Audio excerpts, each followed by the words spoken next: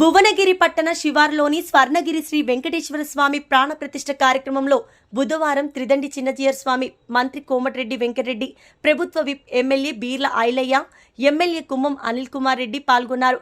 స్వామి వారికి ప్రత్యేక పూజలు నిర్వహించారు. ముందుగా ఆలయ నిర్వాహకులు వారికి ఘన స్వాగతం పలికారు. వివిధ ప్రాంతాల నుండి భక్తులు అధిక సంఖ్యలో పాల్గొన్నారు.